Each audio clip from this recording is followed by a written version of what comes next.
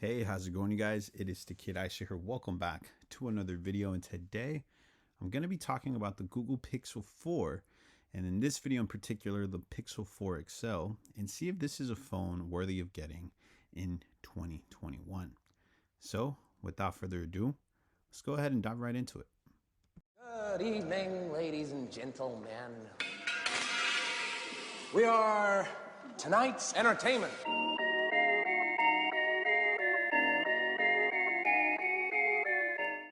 So the first thing I want to go ahead and talk about is the design. Now the design on the Google Pixel 4 takes a very simple approach. Starting off with the back, you have this very clean colorway, either white, orange, or black. In this case, I have the white model, which has a matte texture. Also, if you get the orange model, it'll have that same matte texture. And if you go with the black model, it's just your regular glass. But again, it has this nice little simple G logo at the bottom, your squared off camera with your dual camera sensor.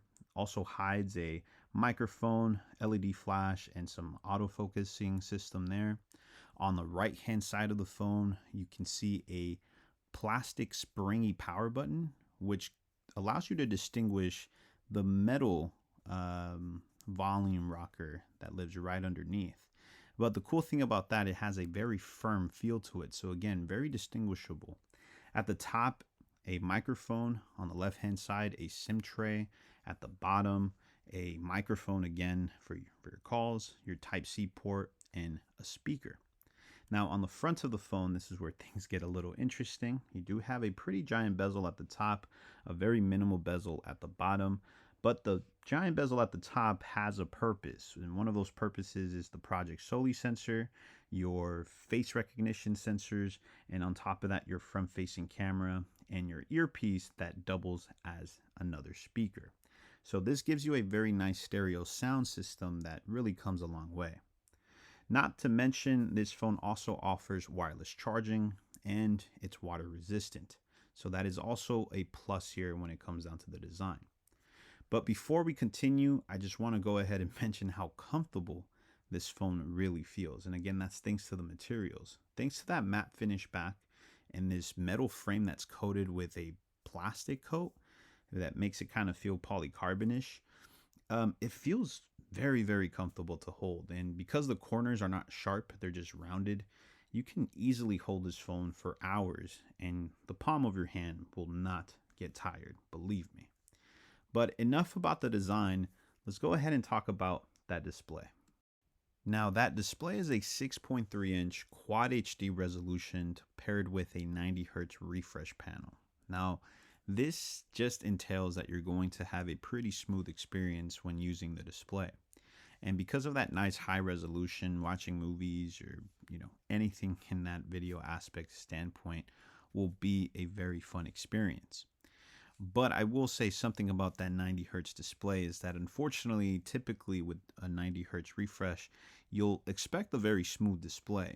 And don't get me wrong, the Pixel definitely delivers in giving you a smooth display, but unfortunately, it's at times, not all the times. Even if you go into the developer settings and switch it over to force 90 hertz, for some reason, Google software just doesn't allow it to perform at 90 hertz all the time. It does this weird software trick where it'll go ahead and lower the refresh rate back down to 60. And you can definitely tell when it does that because you'll see the lag between the actual refresh and all that stuff. The phone itself is not lagging, it's just that the display is having a hard time catching up to your touch responsiveness. So it is unfortunate, but it is something that you have to kind of live with when it comes down to this particular display. But nevertheless, it's still a beautiful display. It can get pretty bright, not the brightest, but definitely still bright.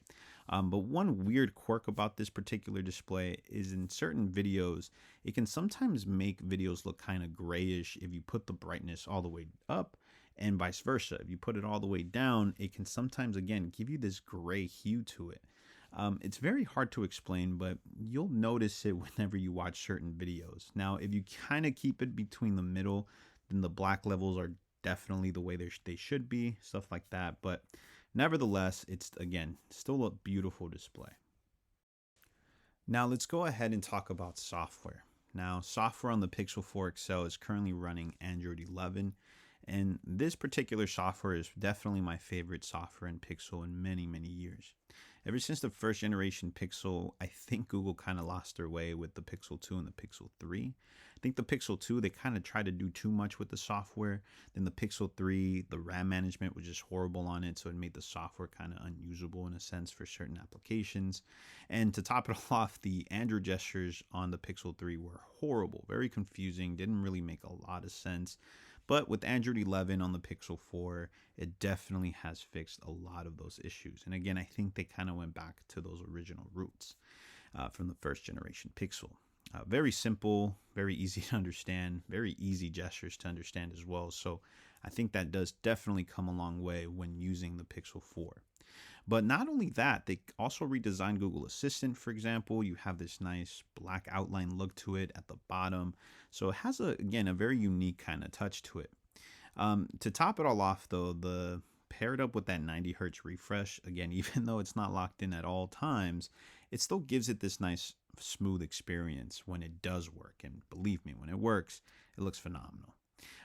And I think to just also kind of point out, the fact that the software is not being interfered by a punch hole display or a notch or anything like that, I think it definitely takes the cake here when it gives you that nice simplistic look to it.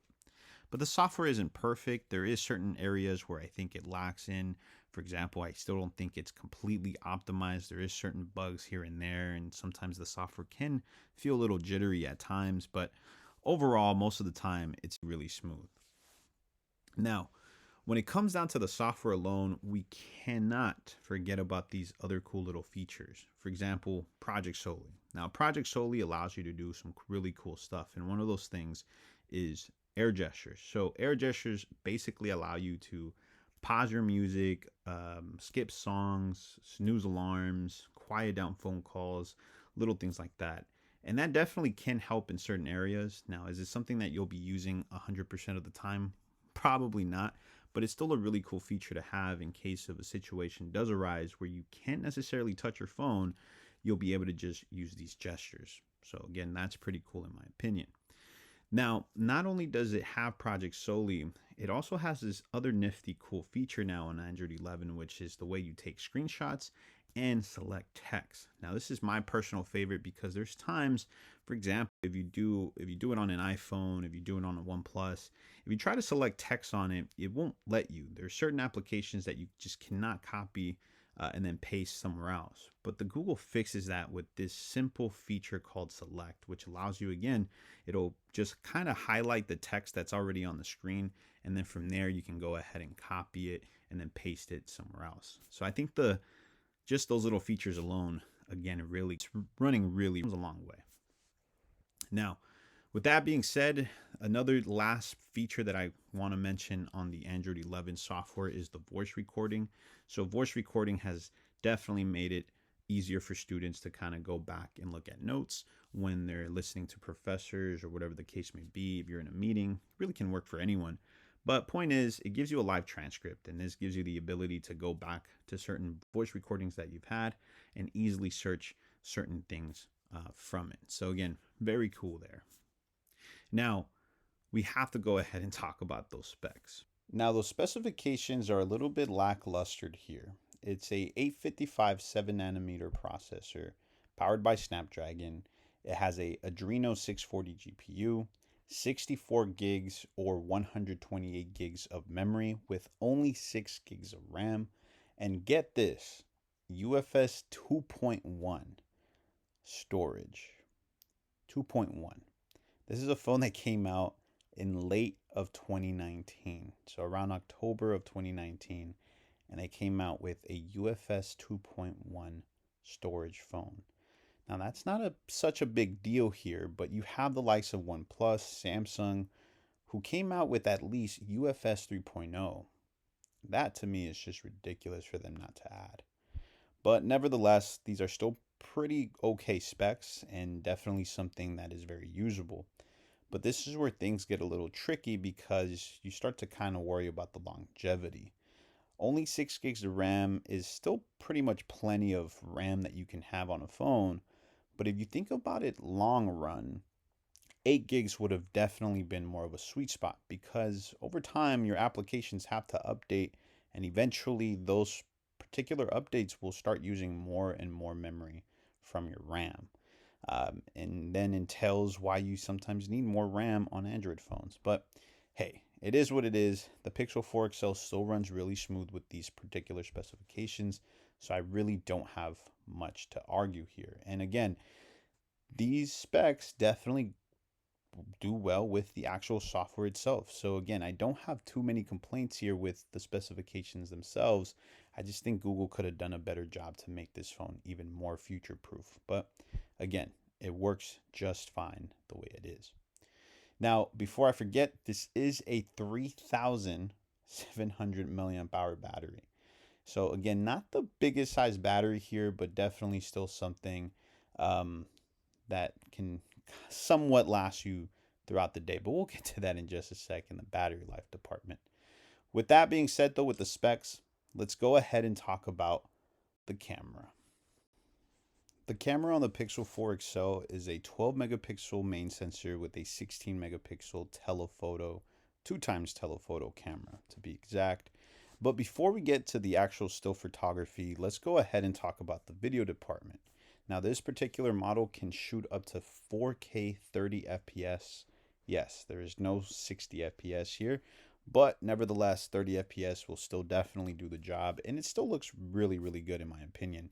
But if we go ahead and talk about the other modes, you do have 1080p at 60 FPS, 1080p at 30 FPS, and so forth. You also have some really cool slow motion video that you can shoot on this particular model.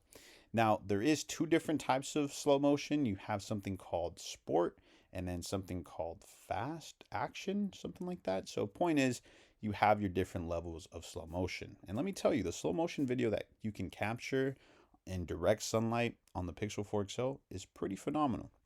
Now, another cool thing about the video camcorder is that it'll actually go ahead and do this cool feature called zoom audio. Now, this was introduced way back when with the HTC, I believe it was the U11, if you guys remember correctly. It was called acoustic focus. Now, a lot of manufacturers are coming out with this feature, but the Pixel 4 XL is one of those phones that now offer that feature, which is the zoom in audio thing. So when you zoom in your video, you'll go ahead and hear more of the actual sound that you're focusing in. I don't know. It's a pretty cool feature though. And on top of that, they actually added a new feature from the Pixel 5, which is called that cinematic video. Fun fact, I actually used that particular feature, and I used actually the Pixel 4 to shoot my OnePlus 7 Pro review video. So that was actually pretty cool, and it came in handy with the nice little cinematic shots. But nevertheless, the video camcorder is definitely nice. I think it would have been even cooler to see 4K 60 FPS on here, but again, I still think it does a really good job. And to top it all off, what's really cool is that the actual audio can come out pretty great here. So here's an example clip for that here.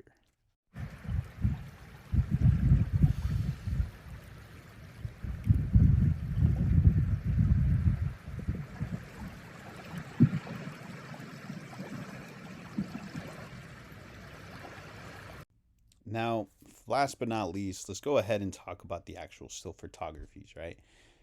Yes, the Pixel is known for taking some amazing photos, and again, you will not be disappointed here with this particular camera.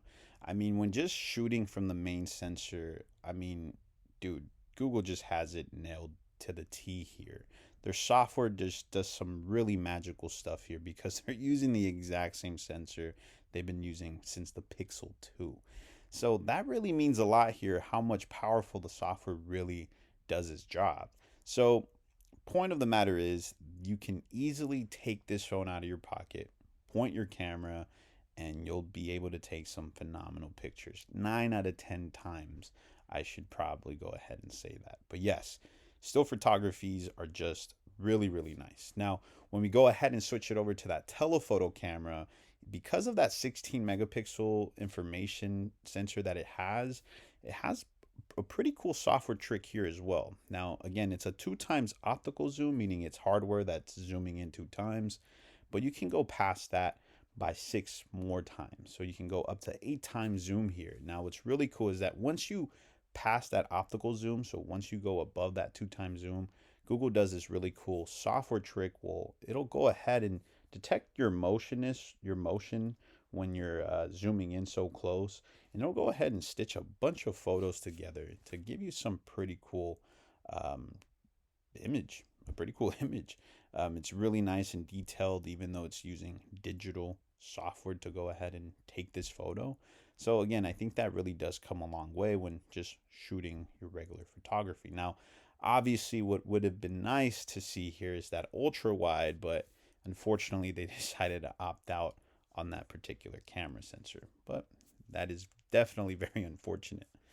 But nevertheless, the camera on here is just phenomenal. And when you go ahead and turn down the lights, the Pixel 4 introduced a new feature called astrophotography, but it still has your traditional night sight and all that good stuff.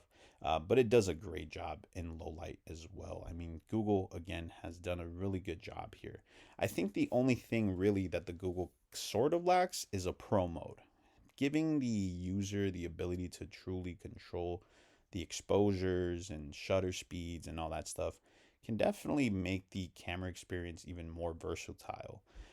But I will go ahead and give credit where it's due. Google has technically added some cool little functionalities. For example, you're able to adjust the HDR, your exposure, and you can even shoot in RAW format now. So again, there is some sort of versatility on the Pixel camera, but just not something that I think could make it even more versatile than it is, right? So there's that. And last but not least, the front-facing camera. It is an 8 megapixel sensor, and that is, yeah, that's pretty much it. That's really all I have to say about the front-facing camera. Just kidding. No, the front-facing camera is definitely really good. I think it's probably the best front-facing camera you could possibly get in a mobile phone. It just does really good, again, with the software and all that stuff. It can shoot, again, up to 1080p at 30 FPS, so no 60 FPS here. But again, the front-facing camera, I don't think it really matters a whole lot. But if you are into selfies, you won't be disappointed here. So let's go ahead and wrap things up here. The final verdict is the Pixel 4 XL going to be a phone worthy of getting in 2021? Well, yes and no. I think it really depends on the type of deal you can get for it. Because of the small battery size, and before I actually end it, the battery size on here, again, 3700, barely lasts me a full day if I use it moderately. So if you're a heavy user, expect to charge this thing pretty often. If you're a light user, probably not. But if you're a moderate user, definitely charge it every now and then, right? If you're a moderate user, for example, like myself, I can easily end the day with at least maybe 10%. And we're talking about unplugging it from 9 a.m. and then going home till maybe around 10, maybe 9 p.m. And by that time, I have to charge it because it is at around, again, 5% to 10%. But again, the final verdict here is it's definitely a toss-up. Again, if you can find a pretty good deal for this phone, I definitely recommend it. It's a great phone. It has some really cool features. But if you find it for like $400, $450, definitely don't buy it. Again, with only 64 gigs of memory or 128 gigs of memory, if you can get the 128 gig model, definitely go for it for maybe $350, $360. But for more than that, it's a tough bargain. If you can find it brand new for $400, then yes, I think that's definitely worth it, as long as it's the 128 gig though. And we're talking about the XL model here. So imagine the smaller model. The smaller model has even worse battery life. So just be very careful when you buy the Pixel 4. Is it still worth it in 2021? Yes. But you have to be very considerate about the price itself. So there you guys have it. Hopefully you guys enjoyed this video. If you guys have any other questions, leave a comment down below. But that's it. Peace.